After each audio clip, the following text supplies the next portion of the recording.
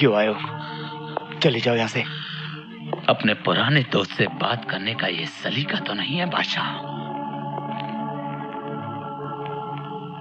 पिछले 7 सालों में तू एक दिन भी मुझसे मिलने के लिए जेल में नहीं आया। खैर,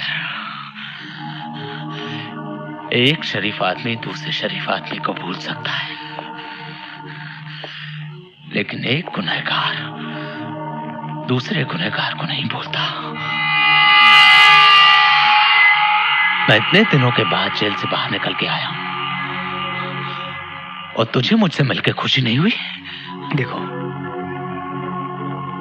नहीं मुझे अपनी जिंदगी के बारे में कुछ सुनना है, नहीं मुझे तुमने कोई दिलचस्पी है। चुपचाप यहां से चले जाओ। चला जाऊंगा। पहले मेरे रुपए मुझे वापस कर दो। कौन से रुपए की बात कर रहे हो तुम? हाँ? वाह रे भोले भंडारी, जरा ही अपने यहां पे दिमाग पे जोर डाल के याद करने की कोशिश करो कि जब पुलिस ने मुझे गिरफ्तार किया था तो वो रुपए तुम्हारे पास थे। नहीं, वो रुपए और माल पुलिस ने अपने कब्जे में कर लिया था। मेरे पास कुछ नहीं है। कुछ नहीं है? कुछ नहीं है तो ये घर परिवार, ये बाल बच्चे, ये सुख चैन तुझे क्या वहां पे पड़े मिले थे जहां से पुलिस ने मेरा रुपया अपने कब्जे में किया था? नहीं, नहीं। हमारे यहां हर चीज का बराबरी का बंटवारा होता आया है। तूने अपनी किस्मत बुलंद करने के लिए हम सबके साथ धोखा किया है। बस इसके बाद अगर एक लफ्ज भी अपने मुंह से निकाला तो तुम मेरा वो रूप देखोगे जो मैं हमेशा के लिए भूल गया। बादशाह,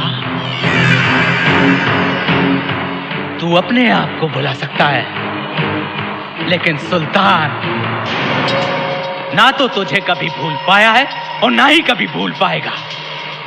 याद रखना, सुल्तान वो बारूद है जिसे मेरी एक छोटी सी चिंगारी जलाकर तेरे खुशियों भरे खलियान को राख कर दे। ये गुस्सा तूने मुझे नहीं, सुल्तान के मुंह पे मारा है बादशाह।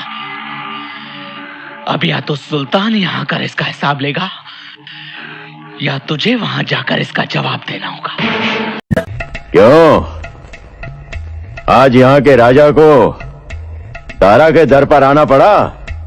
दारा, मेरी और तुम्हारी कोई दुश्मनी नहीं है।